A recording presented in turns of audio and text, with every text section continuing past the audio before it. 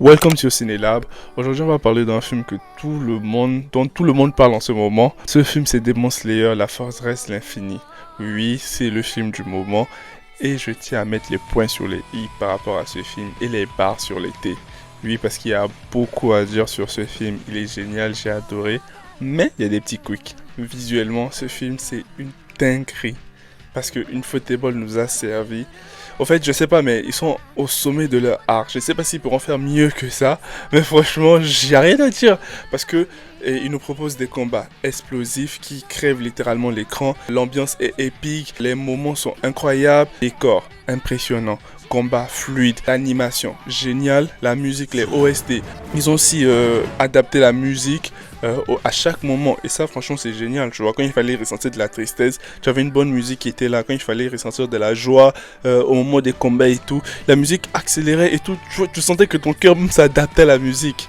La composition est impeccable. Mani, c'est Lisa ou je ne pas beaucoup de K-pop, mais Mani, c'est pas mal d'artistes K-pop qui étaient sur les OST de ce film, et franchement c'est impeccable. Les sons d'ambiance, tout était lié à la perfection. Franchement, chaque moment était un moment où soit tu te redressais de ton siège, soit tu réfléchissais, soit tu essayais de comprendre, soit tu étais pris, tu essayais de suivre les combats et tout. C'était fluide, c'était dynamique. C'était, en fait, ce qu'on désire voir dans une animation. Une adaptation correcte. Franchement, je tiens à le dire, le travail est impeccable. J'espère qu'ils sont bien payés pour ça. Le film est réalisé par Haruo Sotosaki et produit par la maison de studio Ufotable, qui nous propose encore une pépite de plus.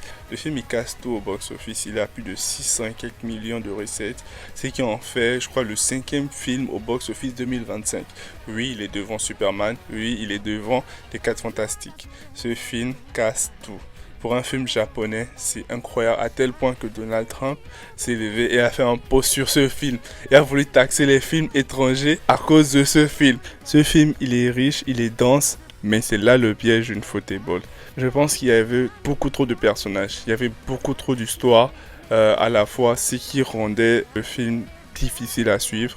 Pour moi, ce film, comme je l'avais noté, 7,50, j'ai passé un très bon moment devant ce film. Les points positifs pour moi, ce sera une animation spectaculaire, fidélité au manga, la bande son immersive, incroyable, la musique et tout, ça t'emporte comme il faut. Mais ce film aussi a des points négatifs. On a cet effet patchwork, on sent que c'est des épisodes un peu racolés. Pour moi personnellement, quand je tiens à dire, vous allez me dire ce que vous avez en pensé, mais on sent que c'est des épisodes racolés à la dernière minute. Pour en faire une série, on a certains personnages un peu vite expédiés à mon goût, donc on n'a pas le temps de comprendre ou de s'attacher à eux.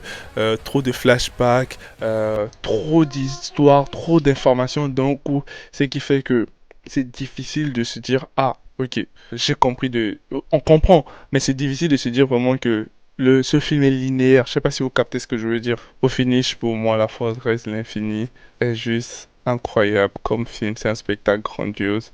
Foncez le voir, j'ai passé un très bon moment. J'ai adoré voir ce film avec mes amis. Et je peux que vous le recommander, franchement. Mais comme je dis, comme chaque film, ce film, il souffre quand même de petits éléments comme d'un montage qui fait série pour moi.